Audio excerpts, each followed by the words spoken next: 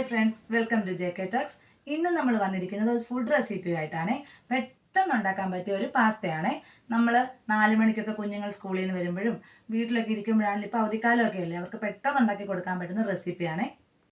ഒരു പാനിനകത്ത് 2 കപ്പ് വെള്ളം ഒഴിച്ച് തിളയ്ക്കാൻ വെച്ചിട്ടുണ്ട്. ഞാൻ 250 ഗ്രാം പാസ്തയാണ് എടുക്കുന്നത്. അതിനകത്ത് ആവശ്യത്തിന് കുറച്ച് ഉപ്പിട്ട് കൊടുക്കണേ. എന്നിട്ട് നന്നായിട്ട് വെള്ളം തിളച്ച് വരുമ്പോൾ നമ്മൾ ഈ 250 ഗ്രാം പാസ്ത ഇതിനകത്ത് ഇട്ട് കൊടുക്കണം.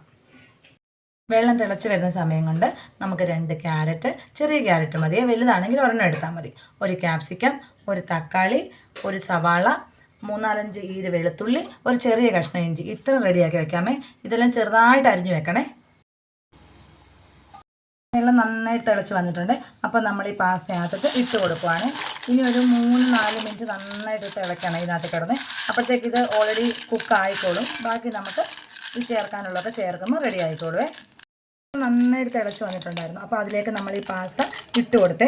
ഒരു 3-4 മിനിറ്റ് ഇത് നന്നായിട്ട് കിടന്ന് വേവണേ. ഇതിങ്ങനെ കൂട്ടിപ്പിടിക്കാതിരിക്കാൻ വേണ്ടിയിട്ട്, ഒട്ടിപ്പിടിക്കാതിരിക്കാൻ വേണ്ടിയിട്ട് നമ്മളിങ്ങനെ ഒന്ന് വിട്ട് ഇളക്കി ഒന്ന് കൊടുക്കണേ.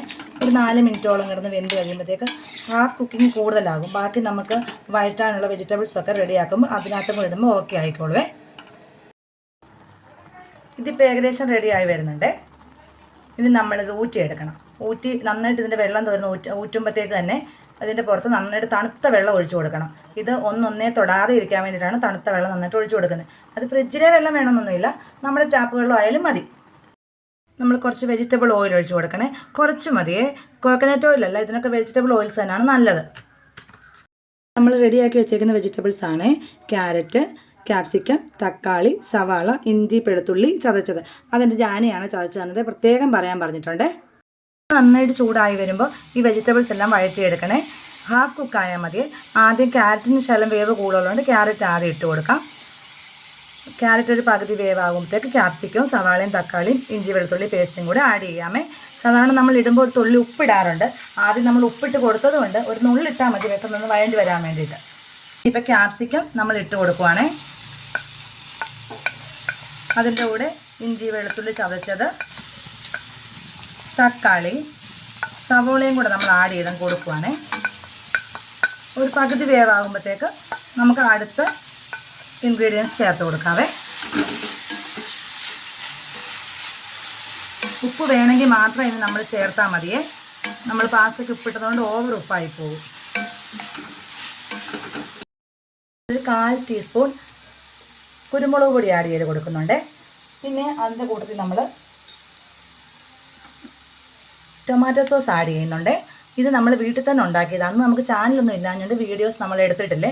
നമ്മളിങ്ങനെ ഇനി അടുത്ത ഉണ്ടാക്കുന്ന സമയത്ത് കാണിക്കുന്നതായിരിക്കും. ഒരു 4-5 ടേബിൾ സ്പൂൺ ഒഴിച്ചിട്ടുണ്ട്. ഇവിടെ എല്ലാവർക്കും മധുരം ഇഷ്ടമായതുകൊണ്ട് ഞങ്ങൾ കൂടുതൽ ആഡ് ചെയ്തതാണ്.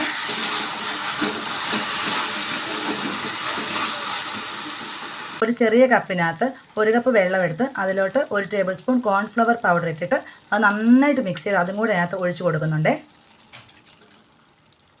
അതെല്ലാം കൂടെ ഒന്ന് മിക്സ് ചെയ്ത് കൊടുക്കണം നന്നായിട്ട്.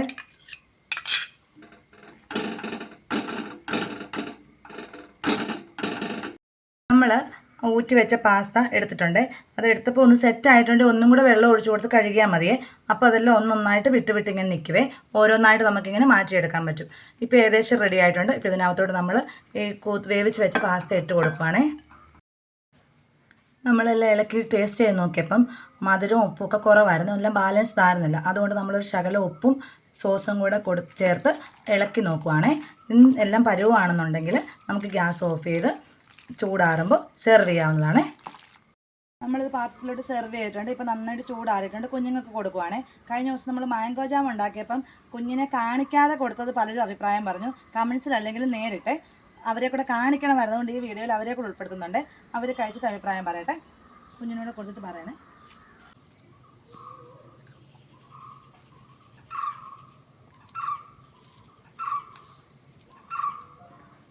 എങ്ങനെയുണ്ട് കാശി? എങ്ങനെയുണ്ട് ജാനി? അപ്പോൾ ഈ വീഡിയോ കാണുന്നവരിൽ സബ്സ്ക്രൈബ് ചെയ്യുക, ഇഷ്ടപ്പെട്ടാൽ ലൈക്കും ചെയ്യുക, ബെൽ ബട്ടനും അമർത്തണം. Bell button. അപ്പോൾ അടുത്ത വീഡിയോ ആയിട്ട് വരണം വരെ ബൈ.